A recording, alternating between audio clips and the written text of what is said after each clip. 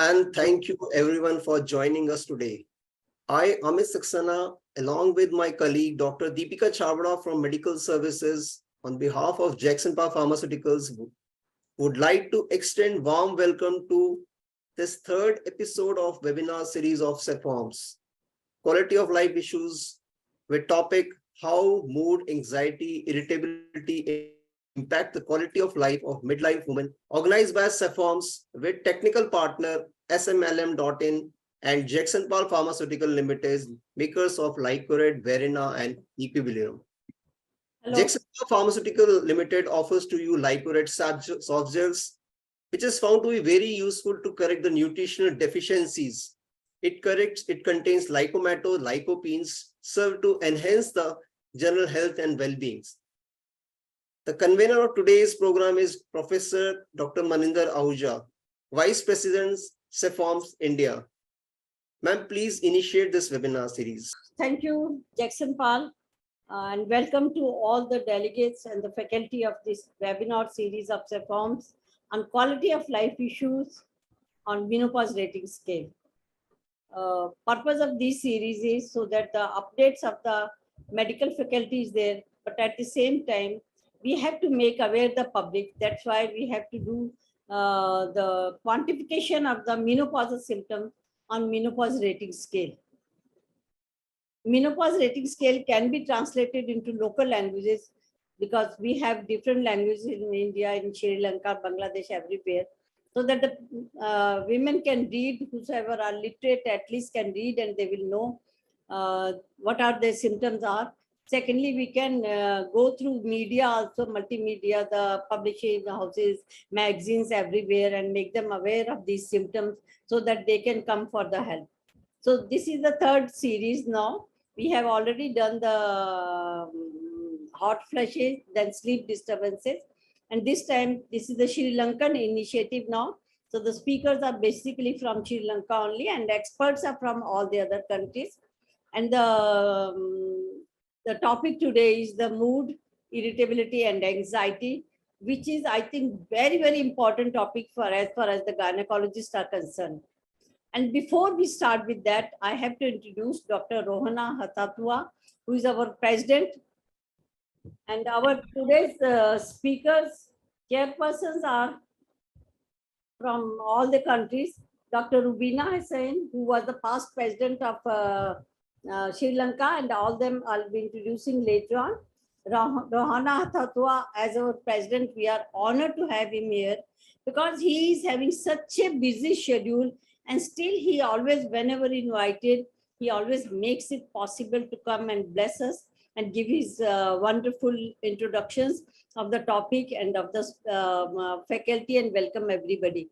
So he's the founder chairman of the Nine Wells Care Mother and Baby Hospital, Secretary General of AOFOG, President South Asian Federation of Obstetrics and Gynecology, and President of South Asian Federation of Menopause Society, President World Gestosis Organization, past chair of the Menstrual Disorders Committee of FIGO, and past president Sri Lanka College of Obstetrician and Gynecologist, and past president Sri Lanka Menopause Society. So with such a multitasking Dr. Rohana Haththotuwa, we welcome you here, and we really feel honored by your presence, and we would love to have a few words from you. And then we would love you to felicitate our faculty and chairpersons also. Over to Dr. Rohana. Thank you, Maninder, for that very, very kind and generous introduction. So first of all, actually, I have to congratulate and thank Dr. Maninder for initiating this program, the SAFOMS webinars series on midlife quality of life issues. And so today is, I suppose, maybe the third in the series, and so it's very, now it has become very popular, and it is being and recognized by all the national societies in our federation. So this time, Maninder has chosen about mood, anxiety, and irritability. I suppose no one will disagree that this is the topic which we have to discuss very much these days and have to be very knowledgeable, because this is something which affects not only our patients but all of us also. So therefore, it is very, very nice that we are able to listen to real experts on this subject today. And I am happy to see that most of our real the past officers and great of SAFOMS and the present officers are also here during today's program. We have Professor Brigadier Surya Rahman, and then also I can see Professor Swaraj from Singapore, and Professor Sinat, who is the treasurer of SAFOMS also, and also Rubina, Professor Rubina Hussain. She is also a very active member in our federation. She has been the past president of SAFOMS, but she continues to play a major role in this SAFOMS. So we are very thankful to her for taking all these programs in SAFOMS forward. And today I must congratulate Dr. Dasanthi for being able to get a very good group from Sri Lanka. I mean, this is a rare achievement. Of course, you have got Dr. Dasanthi Akmeemana, Dr. Buddhi Jayasekara, and Dr. Malsha Gunathilake, who are all experts in this subject, mood disorders and anxiety and irritability. So we are in for a very good webinar. And to top it up, we have Dr. Pem Gururatna, who is supposed to be the father of menopause in Sri Lanka, and also a past president of SAFOMS, today to give the concluding remarks and the vote of thanks. So we are very fortunate that we are having him also in the program. And there are so many expert chairpersons. I can see Professor Rubina Hussain, Professor Ilpad, Dr. Shajas, and Dr. Rachana.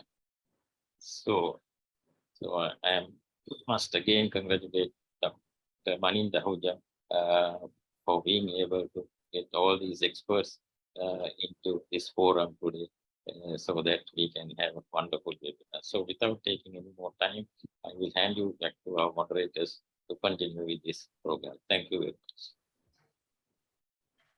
Thank you, Dr. Rohana, for those kind words.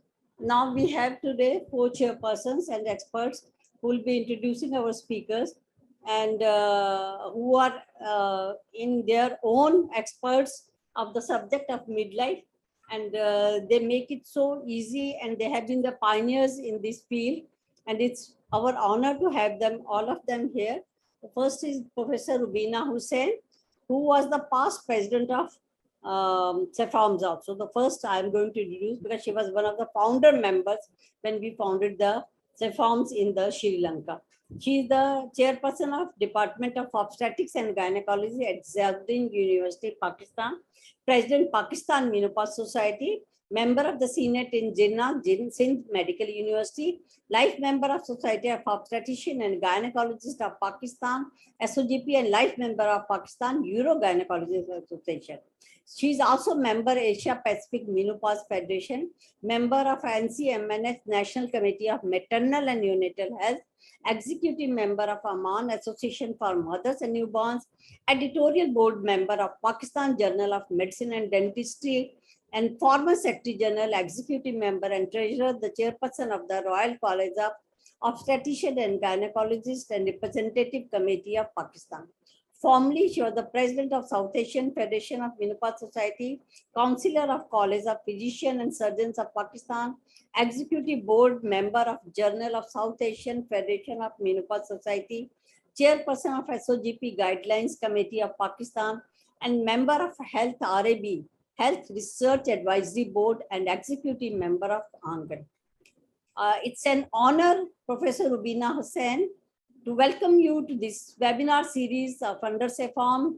This is the third webinar on the mood, anxiety, and irritability disorders, which are, I think, as Dr. Rohana has said nicely, these are the most important topics to be discussed, not only for the patient, but perhaps for our mental health also. So mental health issues become very important in these stressful lives which we are leading now. So Professor Ifitara is, she's from Bangladesh, and she worked as assistant professor, associate professor in Comilla Medical ICMH and Dhaka, and medical publication 27, worked as scientific secretary, organizing secretary in OGSB, and present executive member, worked as counselor, member secretary, medical education, and director RTMD in BCPS 1990. So welcome, Professor Ifitara. The next is Dr. Shaizas from India, and he's, I think, a multitasking person. He's the chairperson of the Midlife Management Committee of FOGSI. So I was the founder of the chairperson of the Midlife Management of Committee, and he's carrying that torch of midlife awareness, prevention, and management in a very, very effective way. And by his webinars, his talks, and his presentations all over India and at the international level also. And he was the past president of CONVENOR, Obstetrics and Gynae Society, Kannur, Kerala, and Family Specialist, ARMC, IVF Fertility Center, Kannur. And he has lots of awards and recognitions to his credit. SN Joshi Women Empowerment Award 2022, Mrs. Shelja Pandit Women Empowerment Award 220, MS Signature Social Reformer Award, Dhira Award, Foxy International Traveling Fellowship That Award. should be okay, madam. That should be okay. If I'm going to read that, I think the time of speakers will be gone. He's a social reformer, and the way he presents his presentations is really very, very entertaining also. So welcome, Shaizas, to this, and we would love to have your inputs later on.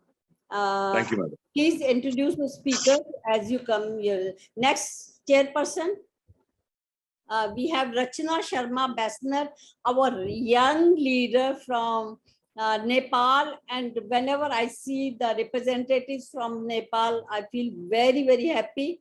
And today we have the faculty, also lots of them joining from the Nepal and Bangladesh also, and I welcome all of them.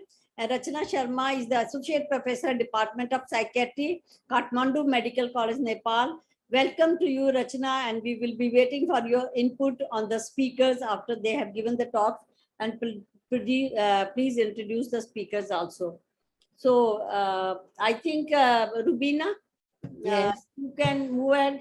Rubina, you please start the proceedings now by introducing Dr. Dasanthi Akmeemana from. thank you, Maninder, and I congratulate SAFOMS. And it's a pleasure to introduce Dr. Dasanthi, who's the Assistant Secretary, Menopause Society of Sri Lanka, Member Board of Study in Psychiatry, Council Member, Menopause Society of Sri Lanka, Committee Member, Ladies Forum of the Obstetrics and Gynecology, Member of the Ethical Review Committee of Colombo South Teaching Hospital, Treasurer, Sri Lanka College of Psychiatrists, Treasurer, Sri Lanka College of Child and Adolescent Psychiatry, Committee Member of Clinical Society of Colombo, Committee Member, Clinical Society of Colombo South, and Treasurer, Sri Lanka College of Psychiatrists. Welcome, Dr. Dasanthi.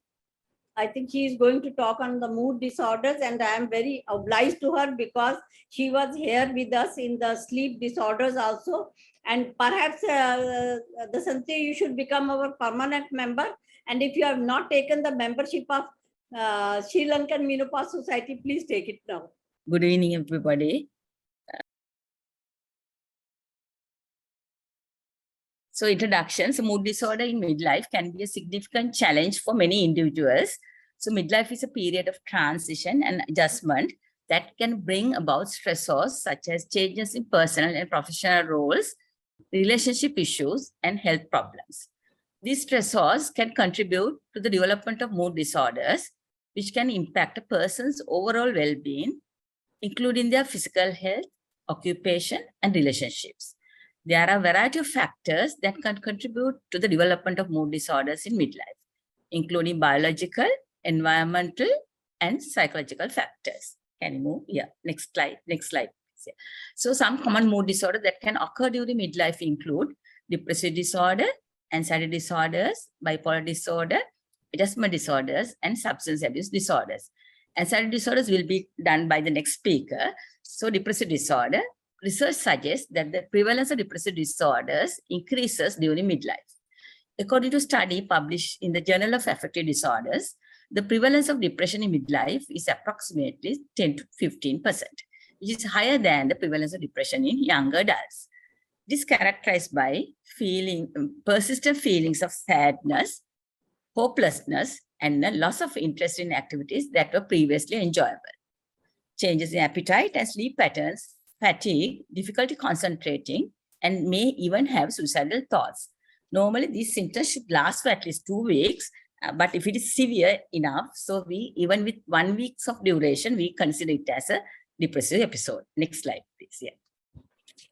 So midlife is a period of significant transition and change, which can trigger or exacerbate depressive symptoms. Some of the common factors that can contribute to the development of depressive disorder in midlife include hormonal changes.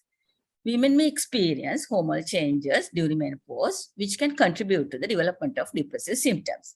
If I elaborate more on hormonal changes in midlife, actually, depressive symptoms is due to reduction in serotonin neurotransmitters in the brain.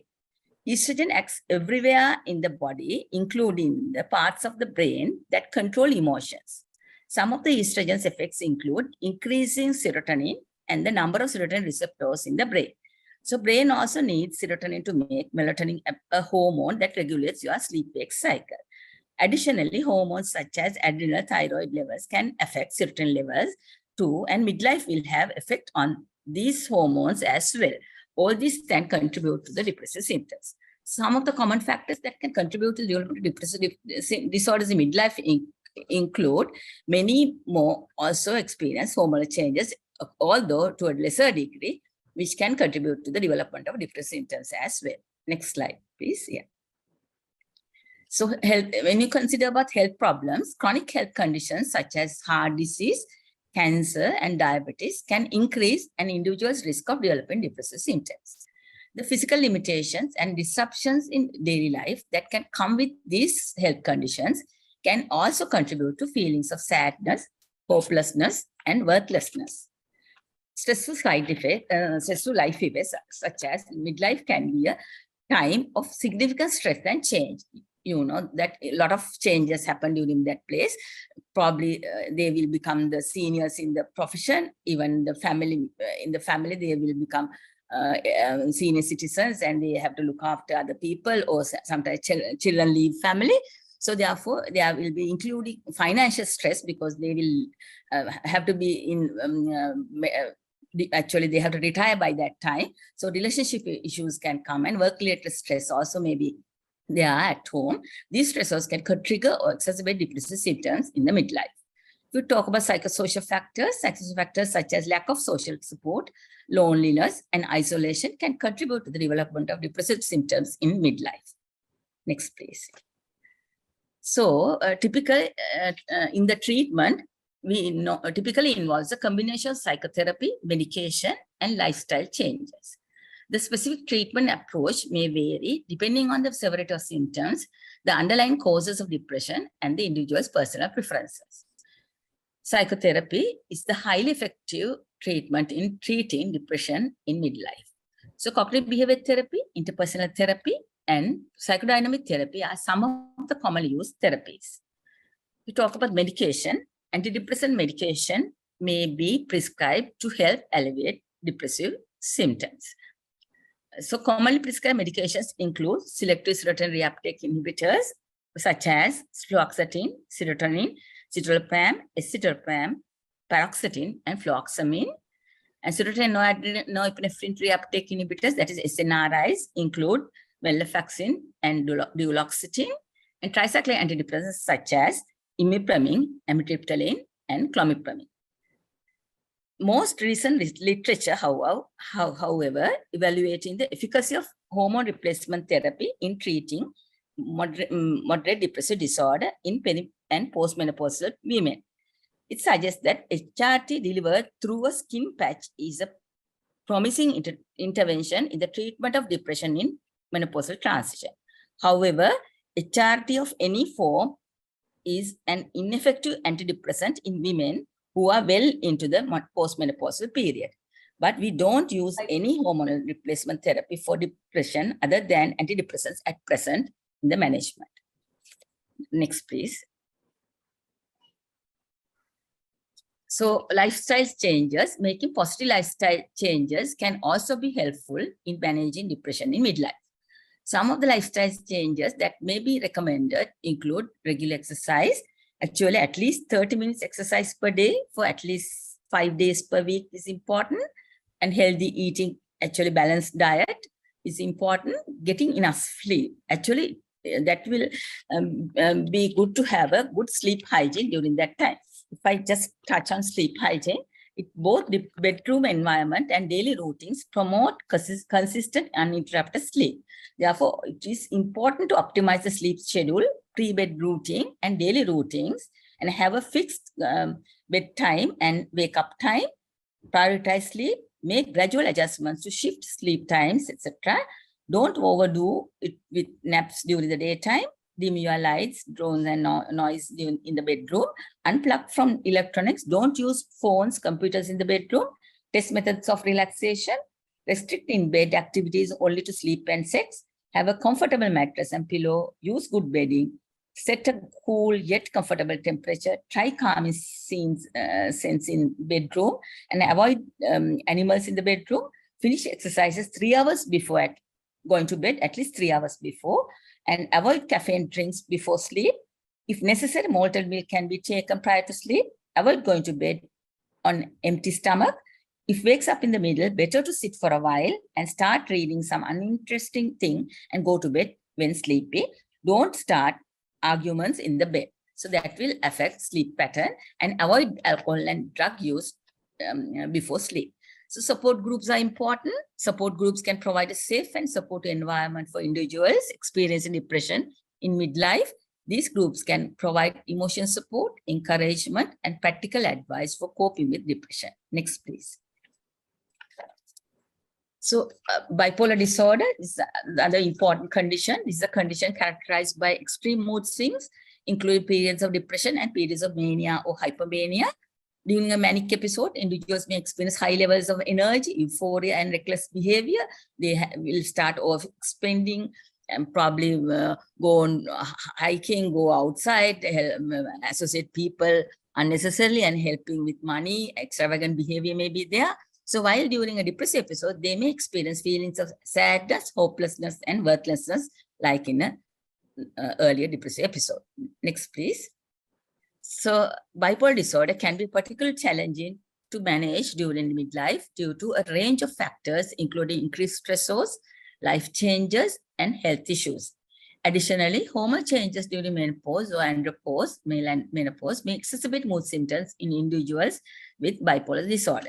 If I elaborate more on hormonal changes, actually dopamine, more than other neurotransmitters, has been implicated in the transition of depression to a manic episode in bipolar disorder. Though research into relationship between menopause and bipolar disorder is ongoing, research in 2016 suggests that reduced levels of estrogen is likely responsible for worsening of symptoms. Moderate quality evidence suggests increasing serotonin receptors in the hippocampus, parahippocampus, and amygdala of people with acute bipolar depression compared to controls.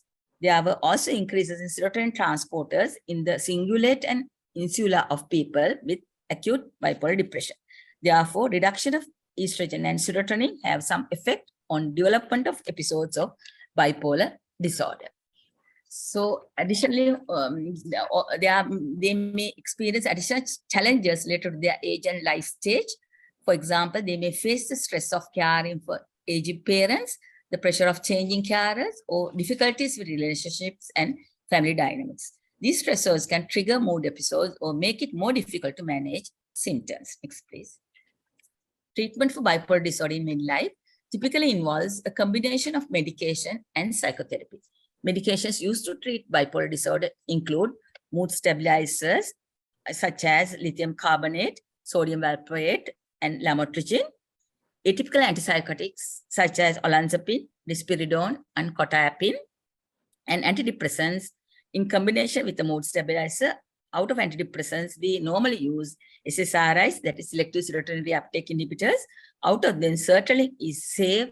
Probably in this period, they have a lot of cardiac conditions and other problems. So it's very safe during these conditions. So sertraline is the drug mainly used in combination with the mood stabilizer in midlife. So psychotherapy such as cognitive behavior therapy can also help individuals with bipolar disorder learn coping skills and develop strategies for managing mood symptoms. Next, please. So adjustment disorder is another condition we come across during midlife. It's a mental health condition that occur in response to a stressful life event or change. It is characterized by symptoms such as depressed mood, anxiety, irritability, and difficulty coping with the stressor. These symptoms typically begin within 3 months of the stressful event and can last for up to 6 months after the stressor has resolved. So, however, in some cases, symptoms may persist for longer periods of time. Actually, in midlife, individuals may experience a range of stressors and life changes such as retirement, divorce, or the loss of a loved one, and separation from a loved one that can trigger symptoms of adjustment disorder and make it more difficult to cope. Actually, this is different from other disorders like depression and anxiety because symptoms can change during the daytime, probably immediately following a death. It may be, it's not persistent throughout the day or not continuous throughout the days. During a period, it comes and goes. It's not persistent like in depression or anxiety. So that therefore, adjustment disorder can be seen during a separation from a person or even during divorce or during actually retirement. So next, please. So in the treatment of adjustment disorder in midlife, it involves a combination of medication and psychotherapy, problem-solving therapy, and lifestyle modifications at this age may be helpful. Actually, we have to start treatment symptomatically. Psychotherapy such as cognitive behavior therapy can also help individuals with adjustment disorder learn coping skills and develop strategies for managing their symptoms. Medications used to treat adjustment disorder may include antidepressants, as I told you before, or any anti-anxiety medications. The similar to antidepressants, we use the same medications in different doses in the anxiety conditions as well in the adjustment disorder, and even benzodiazepines to help sleep during these periods. Can I have the next slide, please? So substance abuse disorders, again, abuse and addiction are becoming increasingly prevalent among individuals in midlife. Common substances that may be abused include alcohol, prescription drugs, such as probably even Benzoxol or benzodiazepine. They can, these are given for the treatment. They can use abusively, and illicit drugs itself, they can go and buy them. In midlife, individuals may be at increased risk of developing substance abuse disorders due to significant life changes and stressors. These stressors can increase the risk of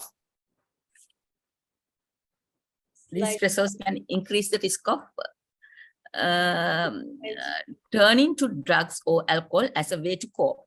Additionally, individuals in midlife may have a history of past substance abuse or addiction, which can increase their risk of relapse, like cannabis, cocaine, amphetamines, methamphetamines, and alcohol, or even heroin. They may also be dealing with chronic pain or other health issues that require prescription pain medication, which can be a risk factor for developing a substance abuse disorder.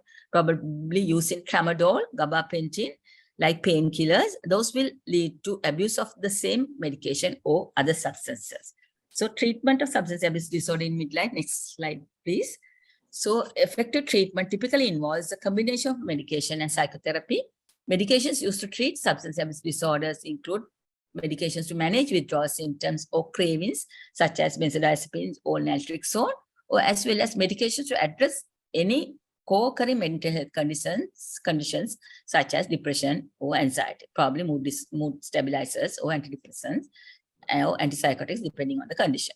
Psychotherapy, such as psychocognitive behavior therapy, can also help individuals with substance abuse disorders learn coping skills and develop strategies for managing their symptoms, to how to control their urge, and even assertiveness training, because they need to say no to drugs and to help, they have to share with peers during that period. So those things are necessary to learn. Next, please. In summary, common mood disorders that may occur in midlife include depression, bipolar disorder, adjustment disorders, and anxiety disorders that we will discuss later. There are a variety of factors that can contribute to the development of mood disorders in midlife, including biological, environmental, and psychological factors. Treatment for mood disorders in midlife may include therapy, medication, and lifestyle changes. Therapy can help you identify and address underlying issues that contribute to your mood disorder, while medication can help alleviate symptoms. Lifestyle changes such as exercise, a healthy, balanced diet, adequate sleep, and stress reduction techniques can also be beneficial in managing mood disorders. With proper treatment and support, individuals with mood disorders can recover and lead fulfilling lives. Thank you. Thank you. That's the end of the Thank you, Dr. Akmeemana. I think that was a wonderful presentation. But before I ask Professor Rubina Hussain to make comments, I must admit with all of you, during our undergraduate days, the most difficult topic was psychiatry. Yeah. And that period used to be after lunch. So you can understand psychiatry being taught after lunch. And then we had a professor, Dr. Ori, whose pronunciation we could not understand at all. He used to wear 6 inches soles because he thought the vibrations from walking, they come to your head. So to avoid that. So finally, what we had to do, we had to clear the final examination, and we didn't know about psychiatry, anything. We requested one of the good teachers from medicine, Dr. Jolly, and he came and helped us with some of the basic knowledge about the psychiatry. But after your lecture, now this talk, we have realized that how much important the mood disorders, depression and anxiety are in the midlife women, and we have to look beyond hot flushes. Some or the other, midlife and menopause is related to hot flushes only. But why it was so, I don't know. Because in South Asian countries, we have more of other symptoms than hot flushes. I think, Rubina, you should take up the discussions before I start talking. You please take up the discussion. Then we'll have the opinion of all others also, other chairpersons, and then we'll move on to the second speaker. Shaijas, we'd like to have your opinion, Dr. Archana and Dr. Ifatara also. Dr. Rubina is our first president from Pakistan, South Asian Federation of Menopause Society, past president. Yes, all of you come to Pakistan. Yeah, she's going to have a meeting now, and all of us must go. November, yes. Dasanthi, thank you very much for a very enlightening talk. And like Maninder said, psychiatry was a very neglected part of our training. When we were students, we did everything for the physical requirement of the patient, but we neglected their mental health in general and menopausal women in particular. And we all know that depression increases vulnerability to depression in menopause. And the reason for this anxiety and depression is likely because of fluctuations in estrogen level affecting serotonin and GABA. So we need to take this very seriously if we want to really help our women. And I would like to congratulate you on a very nice talk. And I look forward to the other presentations and comment from the other experts. Thank you. Thank you. Thank you. Yeah, thank you so much, Maninder Madam, for this opportunity. And that was a wonderful lecture. It's always a pleasure to listen to somebody talking on mental health. I think the only comment that I want to make after that elaborate lecture, I think Madam has totally covered from one end to the other end, the mood disorders that people encounter. The only word which I want to add on would be that we are looking at it in two ways. To the person who's actually suffering from some kind of a problem with mental health, we are telling them to normalize it to an extent and understand that a whole lot of people around the world in midlife are actually suffering a bit. So telling the person who's going through this phase to normalize it a bit is a good advice. But on the other hand, we are telling everybody around that person not to normalize it, because then when somebody goes through a tough time as far as their mental health is concerned, they always need somebody to talk to.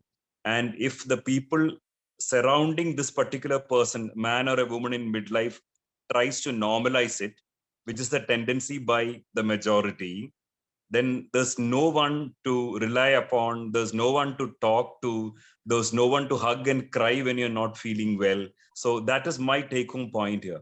Normalizing to an extent is the advice to the person suffering, and to not make it like a universal phenomenon and normalize it too much is the advice to the people around. Thank you so much. Thank you. Yes, Dr. Ifatara, welcome to you for this webinar. Dr. Ifatara, would you like to give any comments? Welcome to you, because you were not there. Thank you, madam, for your nice invitation. Actually, the last speaker, she has covered all the aspects. She has rightly mentioned that there are the mood swings, there is the irritability, there is the depression, there is the bipolar disorders. Actually, what I think is that it is also the personality of the person. Because if a person is extroverted, friendly, moves outwards, is a sort of gay type of personality person, I think these depressions occur to a less extent, rather than those who are introverted, who keep everything inside them, pent up in their hearts. I think the lifestyle modification is a very important factor for these mood swings, these problems, this depression. Of course, there are the medicines, but lifestyle changes, the cognitive therapy, the psychotherapy, the yoga, the friends should go out together. Friendly atmosphere is very important. I think it will go a long way in decreasing the mood disorders in midlife. Thank you, madam. Thank you, Dr. Ifatara, for your wonderful inputs, and Dr. Shaijas also. So that gives a thought process that when we are talking about menopause, we don't start looking after menopause. We have to prepare it beforehand. So yes, definitely. Prepare all the patients in the perimenopause itself, and menopause transition is of utmost importance. The day women start feeling depressed, or she feels fatigued, or the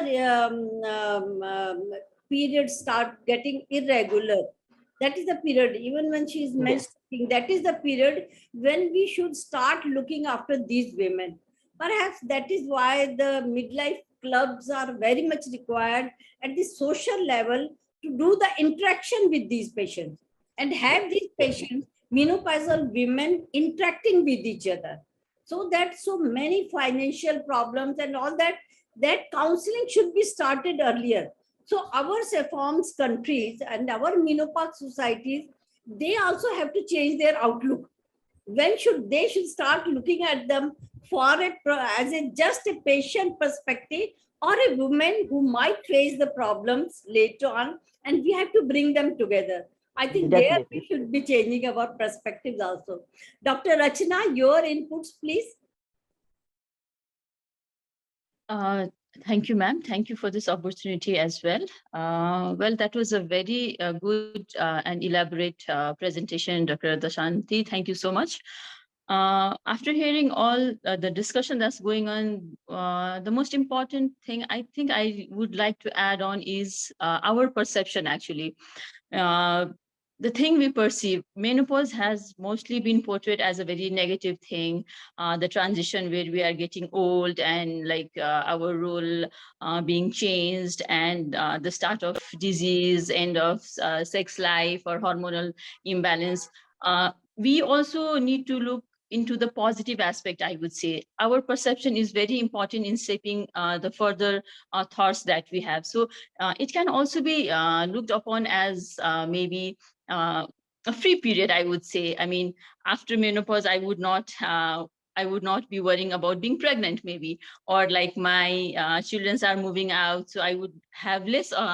I would have more time for myself. I would be less occupied with other things. I can look for other opportunities, or maybe my hobbies, I can pursue my hobbies. So perception about anything would lead to many other things in future. So perception about how we are going, taking ourselves further is one important thing. And the other thing is, I think if someone comes to you and says, I'm having this thing, like apart from psychiatrists, I would say to all other person who are listening here, please don't be judgmental on listening to their symptoms. Don't just dismiss the things by saying it's okay, it's normal, or like most of us, we went through the same phase. Be there, listen to them, give a very non-judgmental listening. I mean, when we say non-judgmental listening is like not passing comment or not dismissing things. And like we also need to tell them to maybe like spend more time with their friends, or like who gives you positive kind of energy. So these two things I would like to highlight after this presentation. Maybe we can discuss more further. Thank you. Thank you, Dr. Rachna. So all the experts have given their wonderful inputs that we have to inculcate the positivity, and the positivity should be by doing the, I think we have to do more of public awareness programs. And like they say, start talking about menstruation, which was a taboo. Same way, start talking about menopause, start talking about its problems, its sexuality problems, osteoporosis, whatever problems are there. So we have to bring it out of open, out of cupboard, that yes, these things, they do need discussions, because we have more than 1/3 of our life in menopause, and US and everybody, they are considering now bringing menopause under the purview of National Health Insurance also, so that they can avail of the leaves whenever they require. They can avail of the reimbursement of their medical expenses also. So I think these were the wonderful discussions by all the experts. And the speaker, Dr. Dasanthi Akmeemana, please stay here till the end of the webinar. Don't go away, because we have to felicitate also, and everybody's input are required till the end. So now I'll request Dr. Shaizes to please introduce our next speaker, Dr. Buddhi Jayasekara. I think he's going to give us a wonderful talk on anxiety. Such a pleasure to invite yet another psychiatrist on this platform. I think we all love people who deal with mental health. So such a pleasure to welcome Dr. Jayasekara, consultant psychiatrist, teaching hospital at, I hope I can pronounce that term well, Kuliyapitiya. Yes, you are correct. Okay. Thank you for that. Sir has been a resident psychiatrist in 2011 to 2013, Mid-Atlantic Wellness Institute by Bermuda Health Board at Bermuda, a life member of Sri Lanka College of Psychiatrists, a member of the Sri Lanka Medical Association, a life member at Sri Lanka Menopausal Society, an ex-council member and assistant secretary Sri Lanka Menopausal Society. Multiple peer-reviewed psychiatry. Can you please mute others if you don't mind? Yeah, thank you. Sir has participated in Sri Lanka mental health policy formation between 2015 and 25, a member of the Mental Health Action Plan for Southeast Asia. Such a pleasure for me to welcome Sir for the next lecture. Over to you, sir. The platform is yours. Thank you. Thank you very much for inviting me for this wonderful webinar, which I'm going to learn as well. And hopefully this is so much time after the lunch, hopefully, so the psychiatry which we are going to discuss won't be making you boring. Oh. As Dr. Maninder had explained way back in sort of medical student days. So let me look into this midlife. I was like, when I started discussing when I got to know about this, like I went through this midlife. What is midlife really? Because from the social platforms, you tend to hear that the midlife is going way beyond now, saying that people have been living longer. But when I went through, midlife crisis is a period of doubt and anxiety that some people experience in the middle age. That's what they say in Collins Dictionary when I went into midlife and looked into midlife crisis. And the middle age, of course, they say that the physical and mental changes which extend from age 40 to 65, but early middle age 40 to 50, and advanced middle age 50 to 65, physical, psychological changes begin during early 40s are more apparent. So I was wondering, like, not really me, but I was wondering why people are so much interested in this midlife. Because clinically significant anxiety in midlife is associated with increased risk of dementia, which was proven almost over an interval of at least, say, significant periods. So that was discussed in, and discussed in most of journals. And pooled prevalence lifetime anxiety in Southeast Asia, again, is sort of is higher. And the sleep apnea increases the anxiety, which is commonly seen in menopausal stages, even the premenopausal stage. Postmenopausal weight gain, yes, it also increases anxiety, and the progesterone levels stimulates the respiration. So once the premenopausal and the postmenopausal period occurs where the progesterone levels go down, there is sort of sleep apnea coming in turn making you anxious. And there's significant decline in melatonin and growth hormone levels as well during this period, which again has a contributory effect on making you anxious. I was not really into discussing a lot of psychiatric disorders because Dr. Akmeemana had done wonderful lecture on how these psychiatric disorders are related and so on. I will, but most important ones only, which relates to the anxiety. So I was looking at more psychological aspect or psychosocial aspect. So why is all this? It's a dreaded period, concern about their mental and physical deterioration, accompanied by cessation of reproductive life.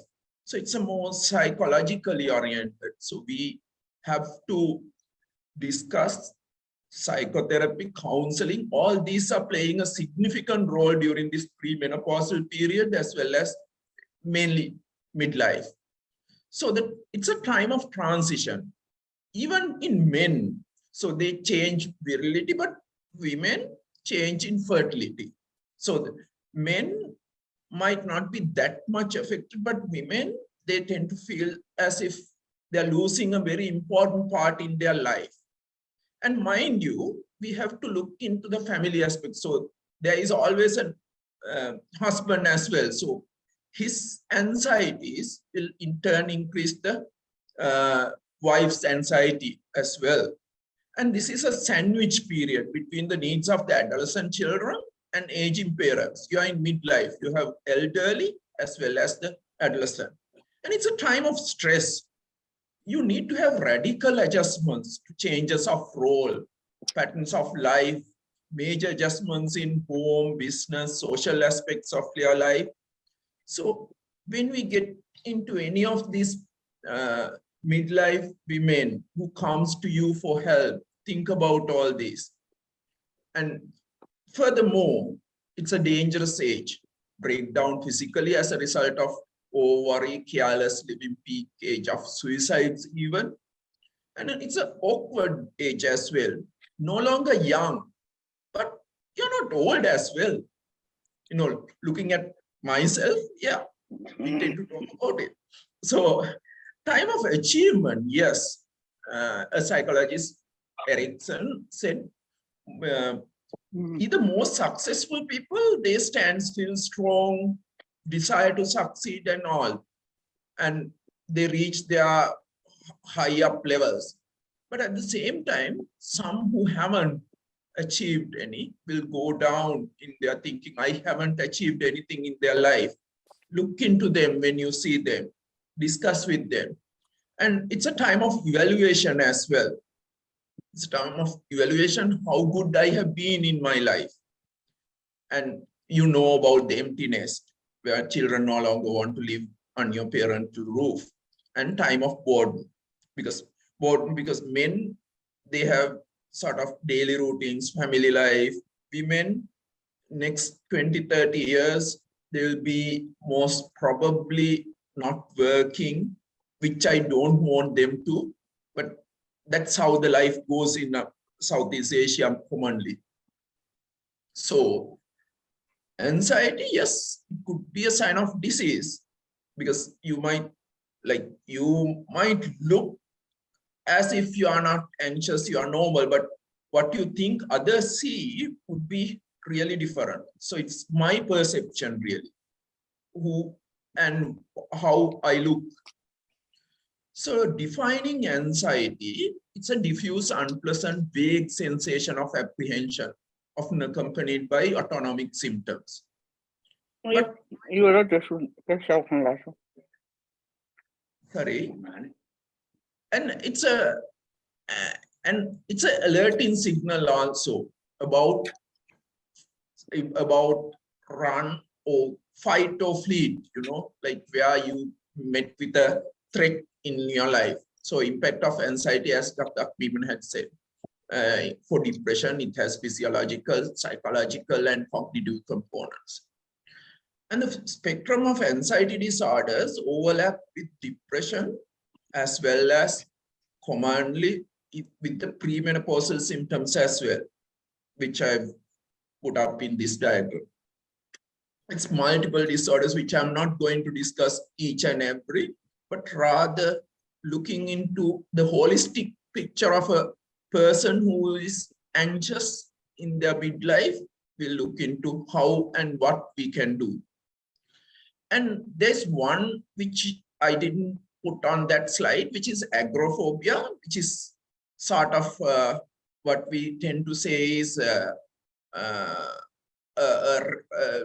like in the midlife, people tend to see housewife, housebound syndrome.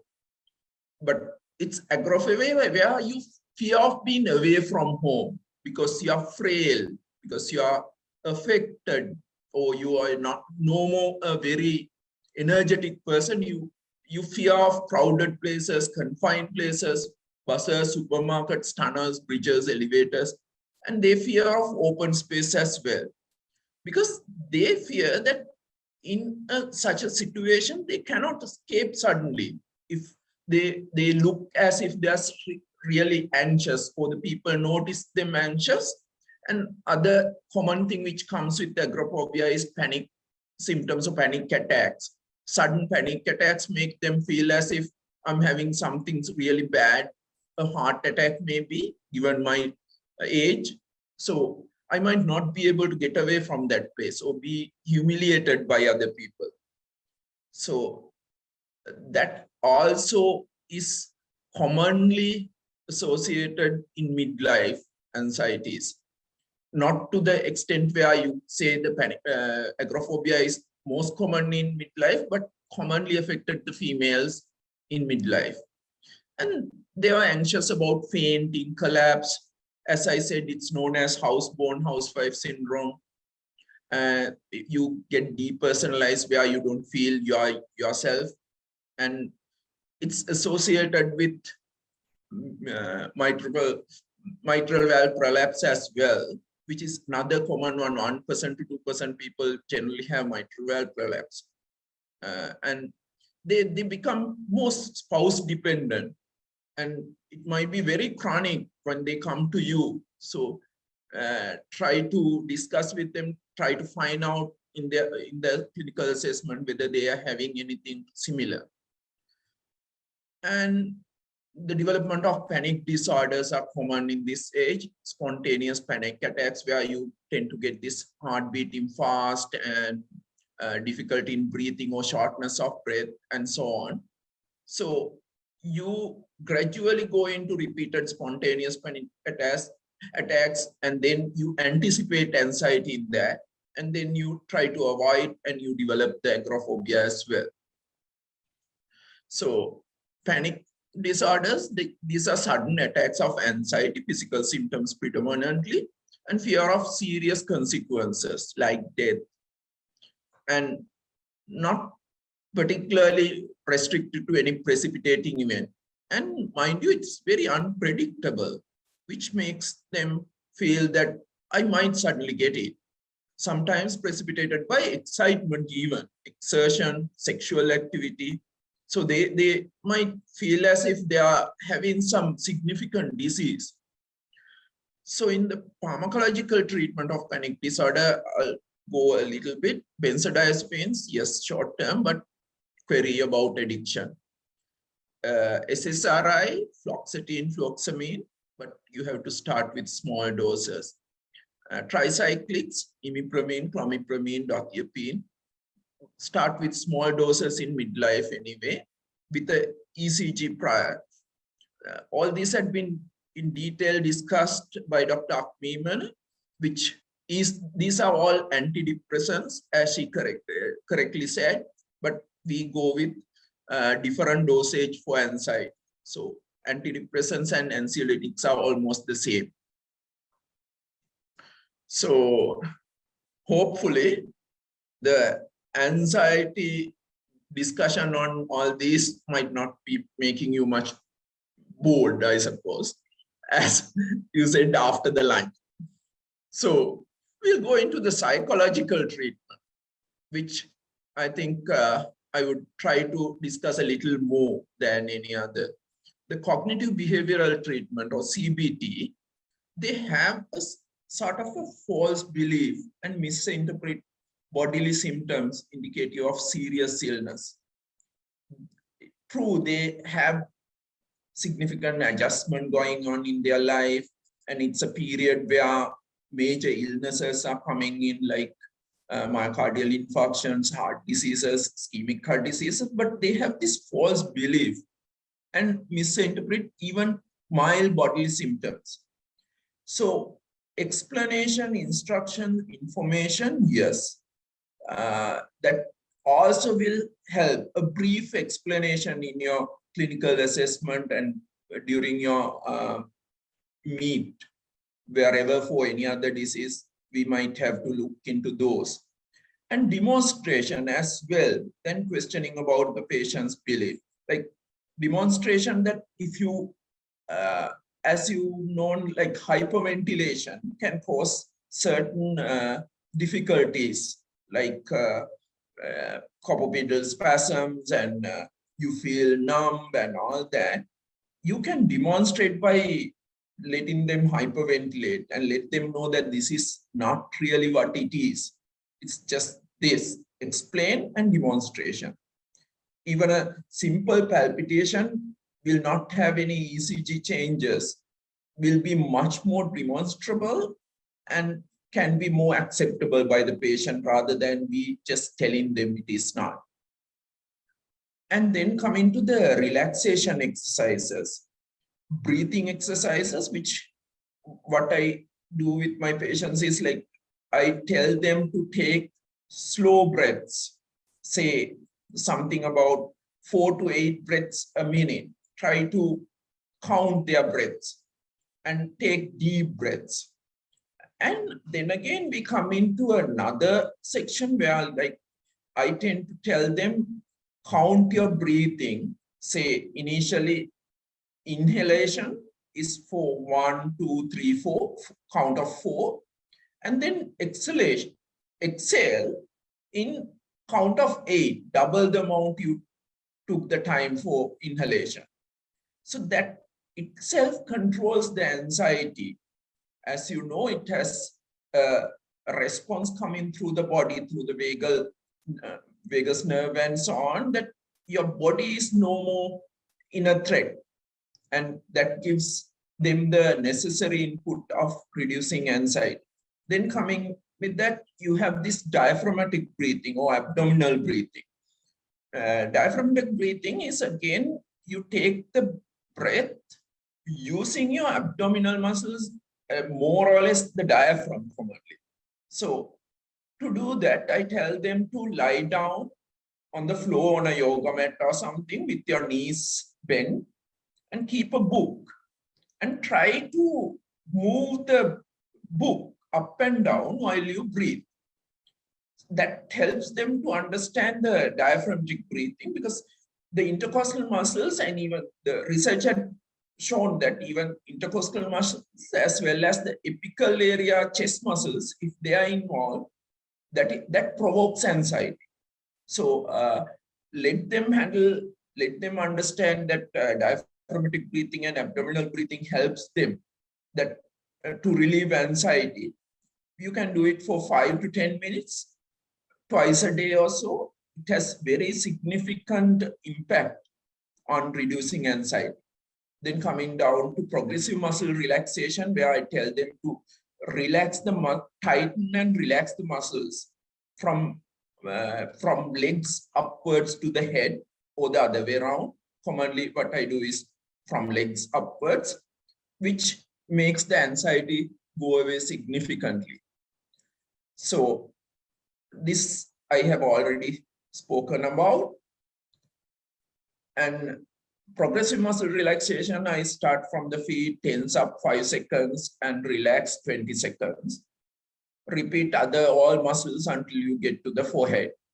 Like initially think tense, relax, and then relax. I mean, making it much more longer and relaxer, or try to relax it as much as possible. If possible, if you could do it for 25 minutes, that's the ideal, which the research suggests. And dealing with stressful situations again, which is 4 A's: change the situation through avoiding or altering the stressor, or change your reaction by adapting to the stressor or accepting the stressor.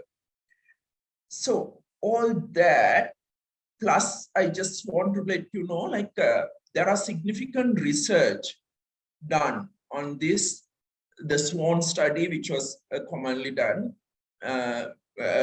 recently done research in US with multicultural people involved, had found out that anxiety symptoms in their premenopausal period or midlife can develop into more significant postmenopausal symptoms. So they went in to study that, and they found that trying to treat the anxiety through psychotherapy, through antidepressants or medication, or combination class.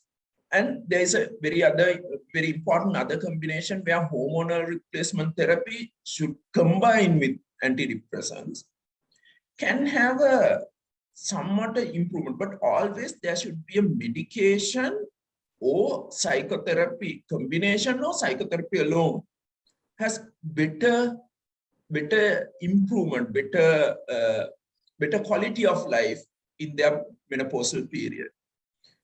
And doing that, I'll try to conclude my presentation. And this is in wonderful Sri Lanka sea beach. So I welcome you to come to Sri Lanka and visit us as well. And we'll be happy to support you in every way if you visit Sri Lanka and do a lecture like this for the Sri Lankan crowd again. Thank you very much. Thank you, Dr. Buddhi Jayasekara, for your wonderful talk. I did not learn during my undergraduate period, but I realized the importance of this. And today, I think your wonderful discussions are giving us a way forward, and the importance of these symptoms, rather than before discussing or understanding the hot flushes, we should look into the women's signs of these anxiety disorder, depressive disorders, and irritability disorders, which are very, very important, which we have been neglecting so far. Before our experts talk, I would like to invite later on our very senior faculty who is there in the audience, Dr. Saraj Rajbhandari from Nepal, and Dr. Suraya Rahman from Bangladesh, Dr. Jinnat from Bangladesh, who are there. And I would love to have their inputs also. But first of all, I request Dr. Rubina, Dr. Shaijas, Dr. Archana, and Dr. Ifatara to give their comments on the anxiety problems, anxiety disorders in the midlife. Thank you again for an excellent presentation, which I thoroughly enjoyed. I love the cartoons you displayed, with make it very simple, and the acronyms you gave. Really, women's health across the world needs special attention. We hear of all these incidences, and there are so many studies that which show there is a 4 times increase of depression during the perimenopausal bleeding, even with no previous history of depression. So we know there is a definite association. And like I said before, the main reason probably is the drop in estrogen level. And we all should work as a community. The SAFOMS has a big role to play. I know Maninder and Professor Brigadier Suraya Rahman have been trying to do a lot of studies. And we should work together on the platform of SAFOMS, because our problems are different from those in the West. And we need to move forward and do research and create awareness. And hopefully this will be a successful project. These webinars are a start, and we hope to move forward with other interventions. Thank you, Rubina, for those wonderful remarks, because we have to start working with the zeal and very enthusiasm into the midlife, because we have been a lot working on the reproductive health, and when the woman has survived from the reproductive health problems, they are coming to us, and we need our multidisciplinary team. That is very important. That is why we have invited psychiatrists this time, so that they can enlighten us and be part of our menopausal health. So I request all of you, Dr. Buddhi and Dr. Dasanthi, to be, and Dr. Malsha, who's there, to be here with us later on, for later on series also, and don't leave us here. And Dr. Dasanthi, I know she will be here definitely with us. And now, Dr. Shaijas, are you there? Thank you, Dr. Buddhi, for the presentation. It was quite elaborate and very simple to understand as well. I mean, the only thing I would like to say after the presentation is, like, we just need to be aware, because there are many similarities between symptoms of menopause and those of anxiety and depression. Many symptoms of this menopausal period, premenopausal and immediate postmenopausal symptoms, they overlap with anxiety and depression. So differentiating those symptoms and actually identifying whether those are independent anxiety or depressive symptoms, or they are just symptoms of this menopausal transition, is very important for further management, because the management actually depends on differentiating those symptoms. So if those are independent symptoms, the approach is, as we all know, is biopsychosocial model. We need to look into all the stresses, or maybe the psychotherapy.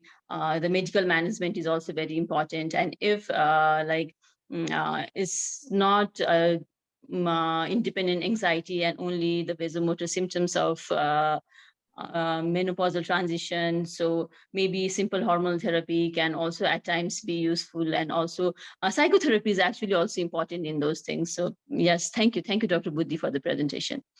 Thank you, Dr. Rachna. So this point has been highlighted now, that the menopause hypoestrogenism is responsible in 20% of the cases for these symptoms of mood and the anxiety and irritability. And as Dr. Buddhi very nicely presented, that in those cases, then we have to give menopause hormone therapy along with antidepressive therapies also. And of course, the cognitive behavioral therapy and counseling, everything, which is very, very important. That's why menopause is a multidisciplinary team effort. It's not an individualized, but the approach to all the patients, that has to be individualized, and we cannot overlook these symptoms of the menopause at all, because that makes the mental health of the women beyond all these 30 years which she has to live now. So that's why they have to be identified early and addressed nicely. Deepika, can you unmute Dr. Suraj Rajbhandari? We'll be waiting for your comment. And it's wonderful to see you here. I'm really very happy and honored. I think both the presentations were excellent, and I'm really happy to hear from Dr. Buddhi about the relaxation exercise, which I do use for our gentle birth method counseling. This relaxation exercise is very useful, not only for this menopausal or anxiety or depressive patient, but also for the pregnant mothers or anyone who would like to do the relaxation that I do practice in my counseling sessions. So the couple of things I want to share, I think a lot of data has been already shared. The Menopause Society of Nepal has also done a lot of camps, and we did the study, more than 2,000 women, to find out what is the problem. And like the previous speakers have already mentioned, that vasomotor symptoms didn't come out as the first problem, and their problems are mainly bone and the muscles, and the aches and pains and other sleep disorders, or the urinary problem were main issues. But now I just want to share that earlier the woman would not talk about her depression and that she's taking medicines. She doesn't want to share with us. But now when a woman comes, she says, I'm taking medicine for this, I'm taking medicine for anxiety disorders, I'm taking medicine. So I think the taboo of depression is slightly going away. One thing I think I've noticed in the practice, and which is very good thing, because otherwise we have to dig the history. We have to know by her facial expressions and all. So this thing is slowly and gradually being removed. And like the Dr. Rachana has also mentioned, that the taboo of menopause is I think we have to remove that taboo. And she should feel that she's independent, she can talk about her health, and it is a multidisciplinary approach. And what we are doing by Menopause Society of Nepal also, all our webinars, all our CMEs, we invite sometimes orthopedicians, sometimes psychiatrists, sometimes endocrinologists. So it's a multidisciplinary. So we all have to agree that whenever there is some problem, we have to work together in our own country, and we have to work together in SAFOMS. I think that's the message I want to give as well. Thank you. Thank you, Dr. Suraj Rajbhandari, for those wonderful inputs. I request Dr. Rachana to please introduce Dr. Malsha Gunathilake for our next talk on irritability, which is should not become irritable. This is my pleasure to introduce Dr. Malsha Gunathilake. She's an MBBS, MD, MRC Psyche, consultant in old age psychiatry. She works in Psychiatric Unit, Ministry of Health, Colombo, South Teaching Hospital, Sri Lanka. She had received, it appears, multiple awards and achievements.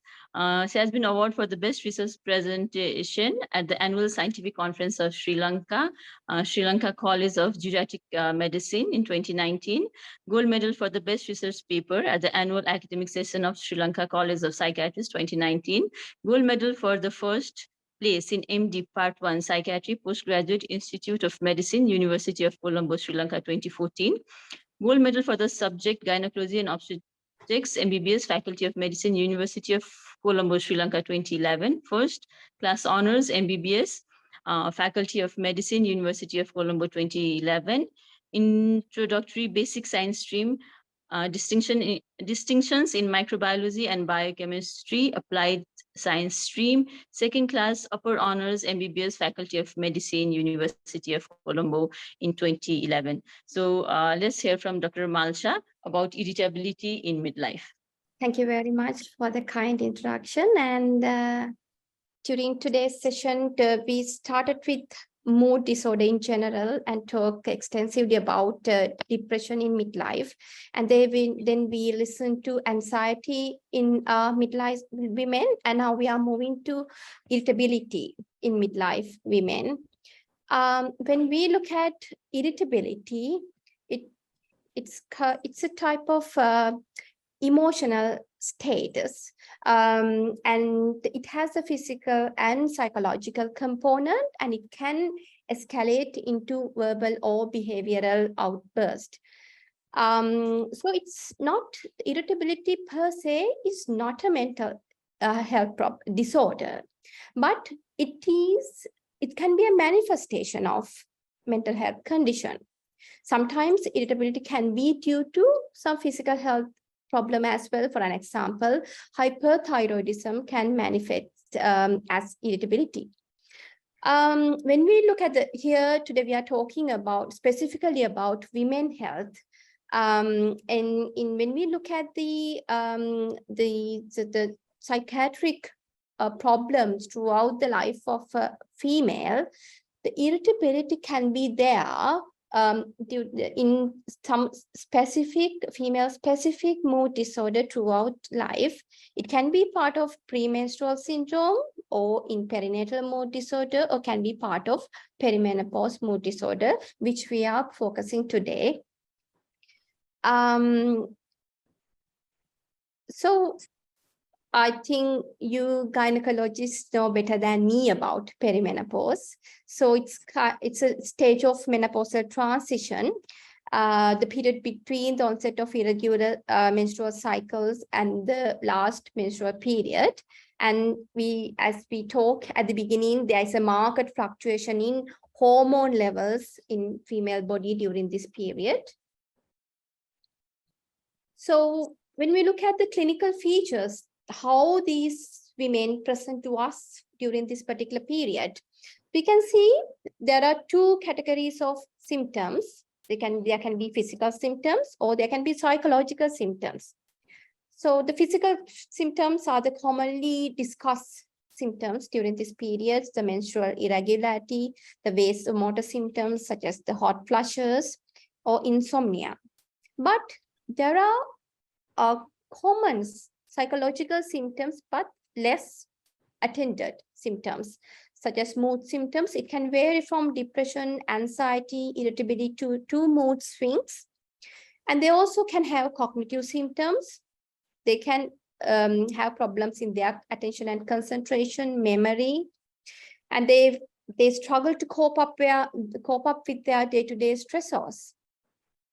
It has been found that these symptoms can emerge even 4 years before onset of the menopause, menses, and the mean age of onset of these symptoms vary. It's about 47.5 years of age.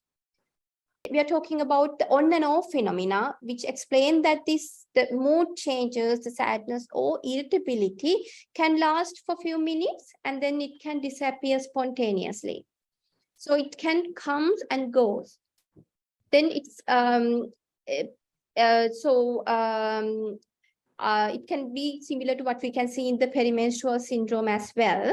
So it makes things harder for us to establish relationship, the association between the psychological and physical symptoms during this particular stage of menopause, because the physical symptoms can be there throughout, but the psychological symptoms can come and go. So when we look at the prevalence, the frequency of the occurrence of this particular symptoms, irritability during this particular period, there has been, when I went through the literature, I found many researchers, most of the time cross-sectional studies, identifying the prevalence in different communities.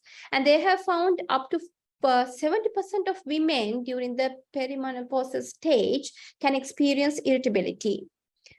So when we look at the specific studies, in this study, they have found, then study has been done in California. They have found that irritability has been reported by 1/4 of the population that they have examined. And there's another study done in Scotland, including 8,000 women in their perimenopausal stage. And what they have done is that they have assessed these particular symptoms according to the stage of menopause, whether it's a premenopause, perimenopause, or postmenopause. And they have also compared these symptoms depending on the state of using HRT. So their findings is that the classic symptoms are there, the somatic symptoms are there, and then the psychological symptoms. Out of the psychological symptoms, irritability has been the commonest symptoms among this the cohort of the sample in Scotland. And so out of this 72, the 25 has mentioned it as a problem during this particular stage. In the same study, as I mentioned at the beginning, they have analyzed these symptoms according to the stage of menopause, the premenopausal, perimenopausal, postmenopausal. Again, they have divided into whether this is a natural postmenopause or the iatrogenic postmenopause. And also they have assessed the prevalence of these symptoms in women who were on HRT. So they have found the findings are interesting. So they have found that the classic symptoms, the vasomotor symptoms and these atrophic symptoms, the hot flushes, night sweat, sleep problems, dry vagina, those symptoms are vary according to the stage of menopause. However, the somatic symptoms and psychological symptoms, they did not show any difference between the stage of menopause. So they have, this study favor that psychological symptoms are part of this process, the whole syndrome, but only the classic symptoms, the classic vasomotor symptoms and these atrophic symptoms vary according to the stage, but it's not true for the somatic and psychological symptoms. There's a, so I found one study done in Sri Lanka in 1999, which is done among 403 women. Again, in this study, they have assessed the symptoms during the perimenopausal stage, and they have found that nearly 35% of women had been suffering from irritability at that time. There are the common symptoms reported by those women were insomnia, joint pain, night sweat, and hot flushes. So those are the studies to assess the prevalence of irritability, and we can see that the irritability in this stage seems to be a part of this whole perimenopause syndrome. When we look at the risk factors for irritability, I couldn't find anything particularly for irritability. Actually, we had to look into it as a whole picture as a perimenopausal mood disorder. So there are many risk factors identified which are predisposed individual female for this perimenopause mood disorder. So having vasomotor symptoms, having previous history of mood disorders, then other health factors, the other physical health problems, and psychosocial factors, stressors, and hormonal changes, especially the changes in FSH and estradiol, and also the changes in the interactions between serotonin system in the brain lead to these perimenopausal mood symptoms. So when we get a woman in middle age with irritability, what should be our approach as clinician? I would say we should look for everything. So we should look for all the physical health causes and mental health causes which can give rise to irritability. So first thing comes into mind whether this is perimenopause symptoms. So ask for all the symptoms of perimenopause, and still it can be manifestation of pure psychiatric disorder, or can another psychiatric disorder comorbid with perimenopause syndrome. So look for the features of major depression, look for features of mania. It can be manifestation of psychosis, so look for psychotic symptoms. It can be other anxiety disorder or post-traumatic stress disorder. It can be manifestation of a personality disorder or worsening of pre-existing personality traits or disorder, such as borderline personality disorder, where they struggle to control their emotions and can present with emotional outburst, irritability, and aggression in situations like life stressors. And again, it can be due to substance use or substance withdrawal, even to smoking, simple stimulants like caffeine, coffee, tea can lead to irritability. So look for all these things when you get a woman with irritability. Another thing we have to consider is whether this is cognitive impairment. People with dementia, still the people in their 40s, 50s can have dementia. We call it young onset dementia. The first presentation may be behavioral changes like irritability. So look for their memory, ask for the memory, ask for other impairment in the language, visual spatial abilities. Look for the evidence for other cognitive impairment. And it can be due to physical illness, as I mentioned earlier. Sorry, it should be hyperthyroidism. So hyperthyroidism can present with irritability, anxiety, or any pain. The person with pain can become irritable as a result of the pain. So look for all the possibilities before come to the conclusion. There is a particular rating scale to detect depression in menopause. So when it's a 12-item graded scale from 0 to 4, and it has 12 items, and I could see the irritability is 1 out of that 12 items. So irritability is a significant symptoms during this particular stage.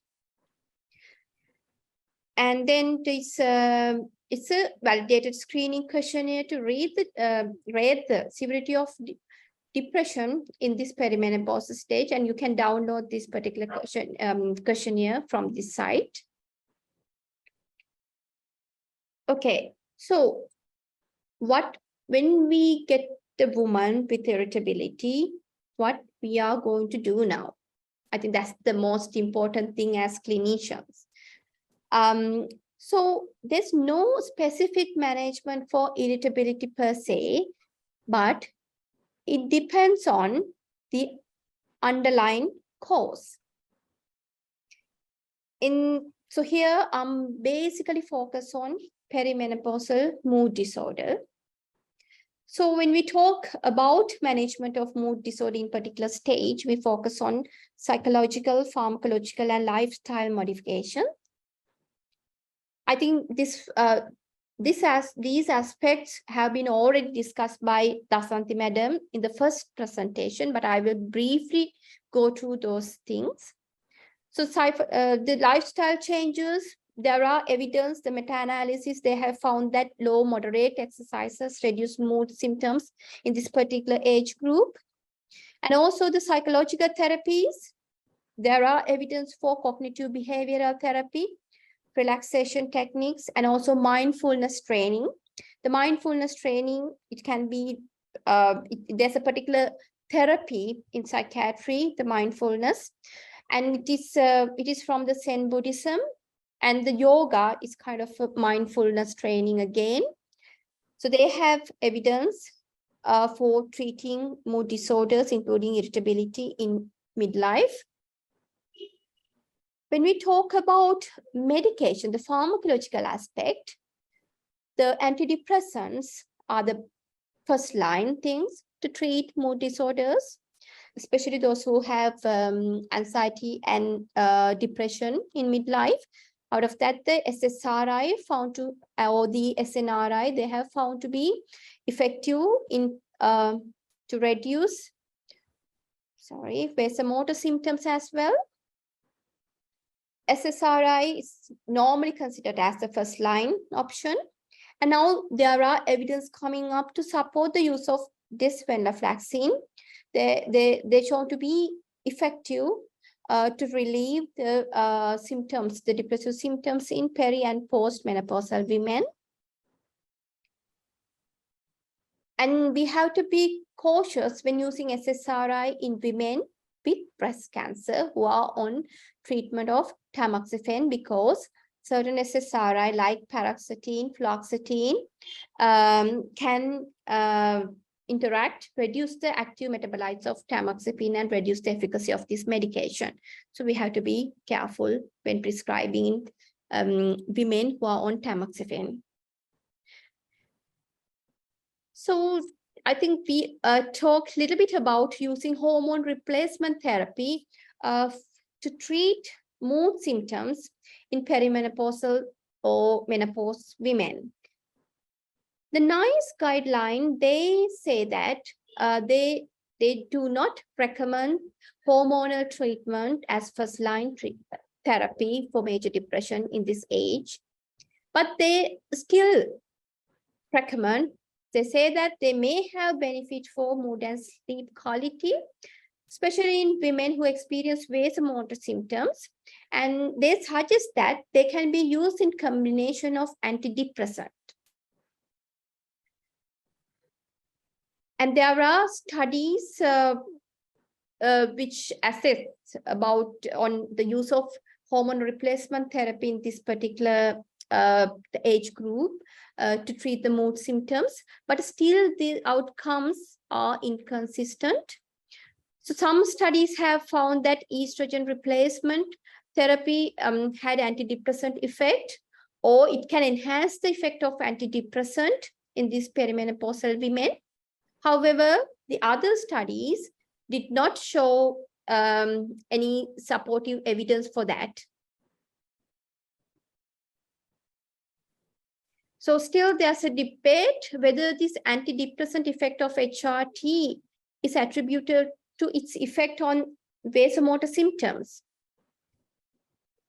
But some study found that antidepressant benefit only in women with vasomotor symptoms. But other studies suggest that this HRT has independent antidepressant effect. So still we are not convinced about how this HRT works in women's brain to relieve mood symptoms, whether they have independent antidepressant effect or whether they enhance antidepressive effect by relieving vasomotor symptoms or enhancing the effect of existing antidepressant. Is still the doubt. So when we summarize, there are randomized controlled trials which supports and which conclude that estrogen is an effective as antidepressant in perimenopausal women, but it is ineffective in postmenopausal women. So they suggest that there is a possibility of using hormone replacement therapy with estrogen in the perimenopausal women to treat depression. So we talk about evidence from different studies, but at the end, I thought that I would put this slide just to avoid confusion. This is the final recommendation from NICE. Again, they say that HRT may help who have symptoms of low mood related to perimenopause, but it's not recommended as first-line treatment for depression in this particular stage. It may have particular benefit for mood or sleep quality in women experience vasomotor symptoms and can be considered in combination with antidepressant. And there were some studies which had assessed the role of HRT in prevention of depression in midlife. There are evidence for the efficacy in prevention of onset of depression in normal perimenopausal women. However, this evidence is not sufficient for us to recommend prescribing HRT for the prevention of depression in this particular age group. So that's all for me to talk about irritability and mood disorder in midlife and about the treatment and use of pharmacological therapy, including the HRT. So we can have the discussion. Thank you. Thank you, Dr. Malsha. That was a beautiful, beautiful presentation. And you have clarified many, many doubts, and the studies are, of course, needed in future. Whether estrogens per se can be given in some of the patients, though they can be given if they have sleep disorders, or they have hot flushes or any other disorders are there, which are the clustering of the symptoms is there, because some studies have said if these symptoms are there, then these women, even more than 20% of them are going to have these mood disorders or the irritability or anxiety disorders. So the message being carried forward by you is that we should not miss out in the perimenopausal women. That is the perimenopausal age when we should be looking out and identifying these symptoms, because when treated, even for other symptoms, that is the best window of opportunity when we can diagnose and treat these women for various disorders, including mood and anxiety and irritability disorder. I'll invite my chairperson experts to give their comments. Dr. Rubina, Dr. Shaijas, Dr. Iftara, Dr. Rachna. Okay, Dr. Zirnatara is there in the audience. Dr. Zirnat, would you like to give any comments? Yes, thank you very much. Nice to be here. It's always. Thank you very much. Can you hear me? Have your inputs, yeah. Thank you so much. And there was a wonderful discussion. In the middle, I was just disconnected because of my surgery. Now I came back and I was enjoying. Well, the discussion is wonderful.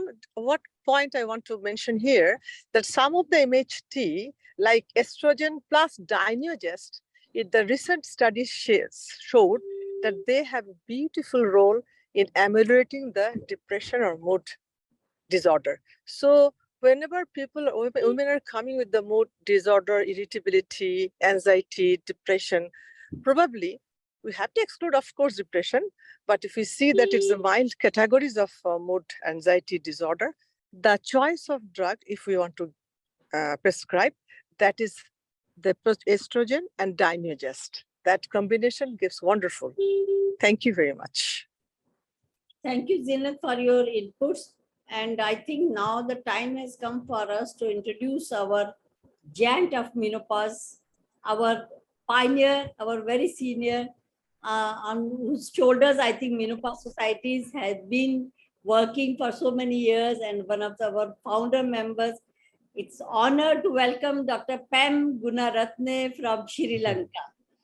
Welcome, and he is the senior consultant, obstetrician and gynecologist, and he has held many posts in Sri Lanka College of Obstetrician and Gynecologist, founder president of the Menopause Society of Sri Lanka, presented many papers at national and international conferences and symposia, and I had the honor of even co-moderating with him many sessions in India of the SAFOMS and of the menopause societies at the national and international levels. And sort of we had a, I think, very friendly coordination with each other. And he was the president of the South Asian Federation of Menopause Society, chairman of the Medical Protection and Guarantee Limited of Sri Lanka, president Care and Concern, author of many articles at national and international journals. You are Foxy North Zone 2013. I think we met there and we had our talk initially together.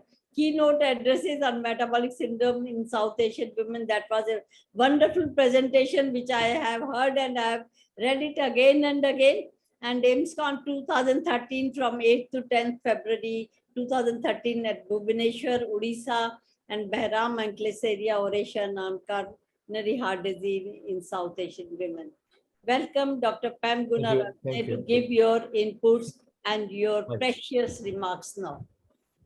Thank you, Maninder, for this introduction. I'm really pleased that you have started this webinar series. And firstly, I'll thank everybody later, but firstly, I must thank you for starting this webinar series. Now, as we have a nice series of topics here about irritability, mood disorders, and anxiety.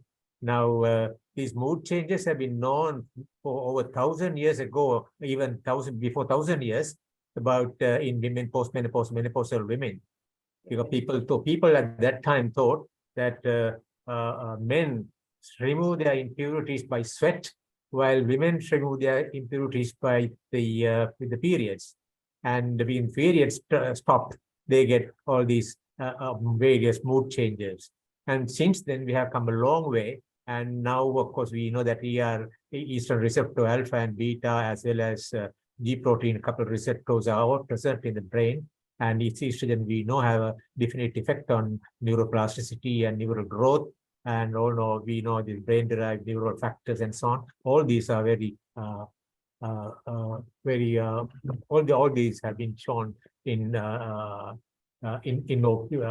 estrogen have been involved in this. And as Nishrat mentioned about testosterone too is present, and this is a combination of a particular ratio of estrogen and testosterone is also important in women. Right, now we have these topics of mood disorders, irritability, and anxiety. All these are interacting, acting together more or less, and along with, of course, cognitive changes as well. Now, Dr. Buddhi Jayasekara mentioned about, Dr. Dasanthi first mentioned about mood disorders. And of course, as mentioned later, mood disorders are more common in the perimenopausal stage than in the postmenopausal stage. There are a number of studies about a number of longitudinal studies in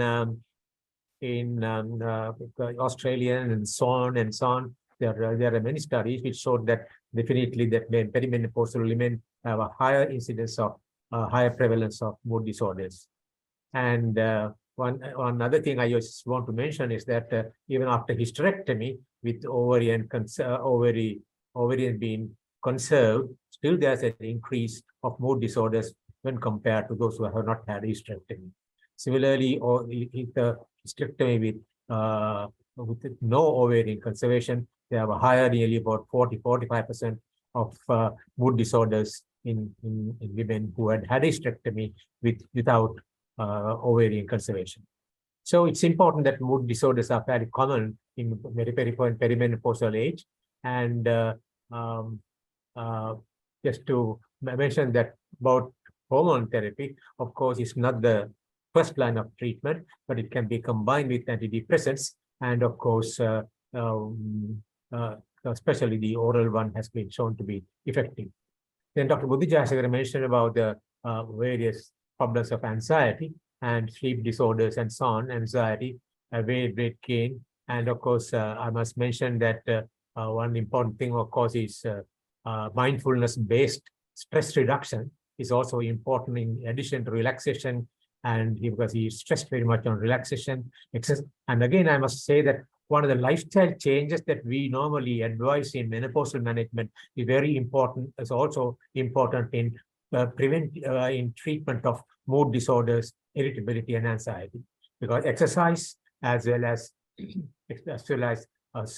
social setup, which is important in preventing as well as in the treatment of these disorders. I think that sums up everything about things. And Dr. Malsha mentioned about hormone therapy. Of course, it's not the first line of treatment, and it's useful in mood disorders. And we also know it's useful in irritability and anxiety. Just a word about irritability. Of course, we find quite commonly in the menopausal women, and I think it's a percentage, maybe more than but mentioned, but maybe about 70% of women do have irritable changes. We see it's unreasonable changes for various in situations where they get angry for the slightest thing, and of course we see quite commonly in the perimenopausal age. I think that sums up everything, and I must thank Dr. Maninder Ahuja. I must thank all the three speakers, Dr. Dasanthi, Akmeemana, Dr. Jayasekara and Dr. Malsha Gunathilake for excellent presentations. And I must also thank all the expert panels, the members of the expert panel. And thank you for all the delegates. Thank you for listening. And I really thank very much for the webinar. Thank you. Thank you, Dr. Pam Gunaratne, for summarizing all of them. But I think before we give the mementos to all our faculty by Dr. Pam Gunaratne, we must do one what Dr. Buddhi has advised us. Breathe in on the count of 4 and breathe out on the count of 8. At least all of us should relax and learn to do that. I think that is minimum we can do with our patient when they come to us. Breathe in, breathe out, and now let's start discussions about what problems you are having. So these small little things matter a lot. As we go along in our discussions, we'll find out the way into the menopause management, which is much beyond MHT is of course the basis and the usefulness will be. But as we go on, we'll find that how important the conglomeration of all these symptoms is there. And one can lead on to the other thing, and basically endothelial dysfunction can be there in all the systems because of the hypoestrogenism. So that perimenopausal or menopausal transition should always be looked into. Whenever required, menopause therapy, hormone therapy, along with other therapies can be given to our women, along with lifestyle modifications and behavioral therapies wherever is required. And all the, as Dr. Pam Gunaratne has already thanked all the speakers, but Dr. Deepika, can you please give the mementos now? Dr. Pam Gunaratne, you'll just have to read them. Yeah, these are our webinar series which are going to be there. We had in March our, I think, hot flushes. Then we have sleep disorders in April. May we are having mood, anxiety and irritability. June is a May of vacation for everybody. And 13 July, second Tuesdays, Thursdays now we are having. Again, physical and mental exhaustion by Bangladesh, sexual problem by Pakistan on 17th. Then bladder problems, India will be covering, and later on we can divide them. Dryness of vagina and burning. In October, 16 November, joint and muscular problems and risk assessment tools, which are very, very important. I think that we'll be taking in December. So this is all the list of webinars which we'll be having at the webinars under SAFOMS, and all the countries are please requested again to please arrange for their speakers and their experts also. And now is the time to felicitate our faculty. So I'd like to take this platform to invite all of you to join our conference of Psychiatric Federation that is going to be held in Kathmandu, Nepal on 7th and 8th November 2023. So all of you are kindly requested to join us to make the conference successful. Thank you. It will be hybrid or physical? We have not decided, ma'am, but I think we can discuss on it. If you want hybrid, we can discuss. Then we will be definitely joining. And secondly, Dr. Pam Gunaratne, please. Dr. Rohana, you have to honor him for his. Thank you, Dr. Rohana. Thank you very much for being the chief guest. And during your presidency, we have Dr. Maninder would have done really take an initiative in this webinar series. He is the certificate of acknowledgement and appreciation to Dr. Rohana Haththotuwa. The certificate is there, Dr. Professor. Thank you very much. I've been here from start to end. Don't worry. Yeah, she has been a pillar of sport to SAFOMS from the very beginning. Yeah. And I developed so good friends in Pakistan. I think I have been there 4 times, I think. And but every time I have enjoyed and loved my meeting, conferences, and interacting with all of you, and most of all shopping. Thank you very much. Thank you for all. Thank you, Dr. Rubina, for being here. Next. Thank you. Professor Ifatara from Bangladesh. Dr. Pam Gunaratne, she has joined us as one of the experts from Bangladesh. Yeah, thank you. Thank you, Dr. Professor Ifatara. Thank you very much. for being in the expert panel. And here is a certificate of acknowledgement and appreciation to Professor Ifat Ara on the webinar on this mood, anxiety, and irritability. Thank you, Professor Ifat Ara. Next, Dr. Shizes. Dr. Cybers from India. Cybers P. Thank you, Dr. Cybers. I think we listened to your talks on the expert panel, and this is I hand over the certificate of acknowledgement and appreciation to Dr. Shizes for being in the faculty on this webinar on the mood and anxiety and irritability in midlife. Thank you very much. Next, Dr. Basnet, thank you very much again for being in the faculty on the webinar, on this webinar on today, certificate of acknowledgement and appreciation on this webinar on how mood and anxiety and irritability. We thank you for your contribution. Dr. Akmeemana, Dasanthi Akmeemana, you have made an excellent speech on mood disorders, and thank you very much. And for this very detailed talk on the mood changes in the menopause. And we hand over the certificate of acknowledgement and appreciation to Dr. Dasanthi Akmeemana. Thank you, sir. Thank you. Dr. Buddhi Jayasekara, thank you very much. And hope for your talk on anxiety. And I've been telling that all these are interrelated. And thank you for this excellent talk on. I really like your talk on relaxation and the breathing and relaxation. And thank you for the excellent talk and certificate of acknowledgement and appreciation. Please accept us. Thank you. Dr. Malsha Gunathilake, you have done a lot of research on this on the menopausal hormone therapy in mood changes, anxiety, and irritability. Thank you very much. This you have gone through in detail, and quite rightly, menopausal hormone therapy is not the first-line treatment, but is useful in combining with antidepressants and other methods of treatment. And thank you for your excellent talk. And this is the certificate of acknowledgement and appreciation to Dr. Malsha Gunathilake. Thank you. Thank you, sir. Right. To me. Thank you. Thank you. To me first. Pam Gunaratna, you have to give me also. Yeah. Thank you, thank you, Professor Maninder, that you have taken the initiative, and you are the main person behind all this webinar series. Thank you for doing all this. I hope to join with others as well.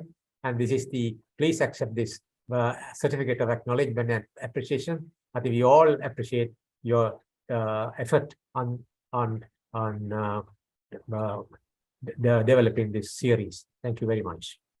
Thank you, Dr. Pam Gunaratne. And now is the time for me to honor you for all the work which you have been doing for SAFOMS for all these years.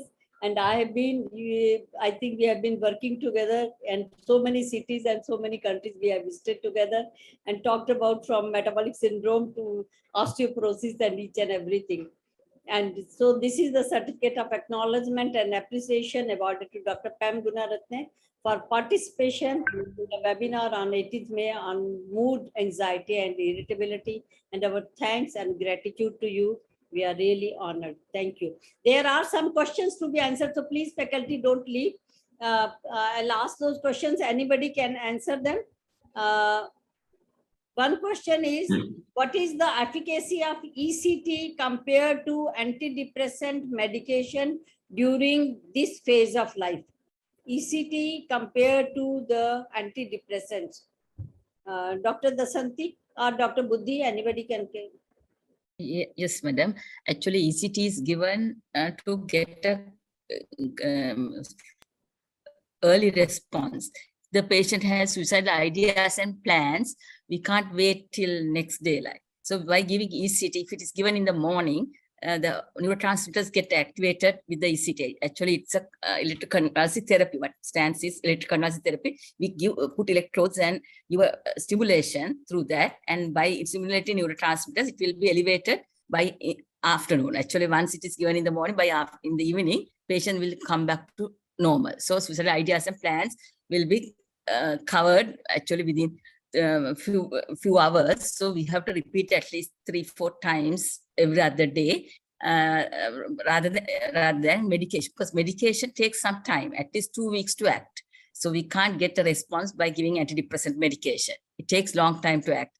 Even though symptoms of side effects come immediately, actually the effect of the medication comes within two weeks time, mainly with SSRIs. So actually we have to wait for the results to come with sometimes patients. We have to admit the patient and keep an eye, one-to-one eye also should be given for these patients. But with ECT, we can give without any fear. We can start, actually we have to, by giving ECT also, we have to get the consent of the patient, and it should be a written informed consent, and even bystander and patient should be able to give the consent. And if they don't want, we can't go ahead with that. But with the consent, we can give it under anesthesia is given. So we can prepare, we can give ECT for immediately. We can start antidepressants before ECT also, but it takes time. So what do we do is we start SSRIs, probably fluoxetine or sertraline, and we'll prepare for the patient for the ECT on the next day. So we'll give ECT also. It's given every other day, at least 3-4 ECTs per session, and each day we assess the mood, and we see whether we need to continue with the ECT further, and we continue the medication also, antidepressants. So by the time patient recovers, patient will be continued with antidepressants later on rather than ECT. You don't have to consider it again, probably, right? It's very safe method, and a lot of side effects are very much less. And so when you compare with medication, actually it's safe even for elderly patients. And during pregnancy also, in each trimester of pregnancy, we can give ECT instead of medication. So that's a safe method of giving to get a rapid result immediately after giving that. Thank you, Dr. Dasanthi. That is very, very enlightening.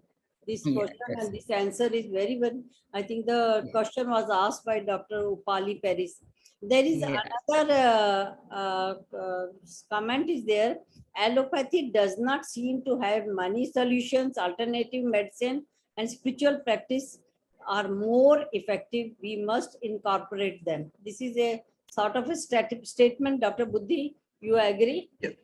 Yes, allopathic treatment, like unfortunately, we have lesser amount of research to say that certain allopathic treatments will have their own benefits. But there are few which can be definitely used. But at the same time, what happens is like when we really wanted the patients to improve without any long-term side effects or any other acute side effects, then we need to go with the research to find out, or evidence-based practices to make sure that our patients are safe. So there are certain elements, certain treatment methods which have some evidence to say that it will help. So that can be used. In addition to that, I just wanted to comment something about ECT. Like we tend to have some patients who are not taking orally, no food, neither fluid. Then there will be certain middle-aged, midlife women or males, patients. Then also we tend to give ECT for the recovery. That's either as a response of a psychotic or depressive disorder, but still, as Dr. Dasanthi correctly explained, like it's generally not taken as a maintenance, unless in certain very rare cases, we tend to use ECT as a maintenance treatment as well on top of generally giving antidepressants. That's adding to the previous question as well. So allopathy, as I said, was to be used with evidence base. There are some comments from our senior faculty and senior members also. And this is Piyusha from Sri Lanka. Good evening to all from Sri Lanka. Thank you, Piyusha, for being there. And then Professor Zinnatara. It's a wonderful discussions. Deep gratitude to SAFOMS and MIDLIFE to present such a very thoughtful webinar today with so many stars of our menopause society galaxy. Heartfelt thanks to all and Dr. Maninder. Thank you, Zinnatara, for being there. And thank you, Brigadier General Suraya Rahman, for being there. She has mentioned that highly appreciation for all the expert specialists. Thank you, organizers, and special to Dr. Maninder for all the participation. And thank you, Dr. Suraya, for being there. Dr. Saida Batul Mazur, our incoming president from Pakistan, also attended, and she said she's still there. An enjoyable activity. Thanks, SAFOMS and Sri Lanka again. And Dr. Sheila Verma, thanks, SAFOMS, for arranging excellent series webinar. Congratulations to all. And so Raj Bhandari, how come I did not receive certificate for being in the expert panel? You all are given certificates. Dr. Suraj Bhandari and everybody will be given the certificates. Once we meet, we will have so many hugs together, and they will be much better than the certificates. Everybody, thank you very much, and especially to wonderful faculty of Dr. Dasanthi, Dr. Buddhi, and Dr. Malsha, and wonderful comment by Dr. Pam Gunaratne, for Dr. Rohana Haththotuwa being here, for our experts from various countries, Dr. Shaizas, Dr. Pitara, Dr.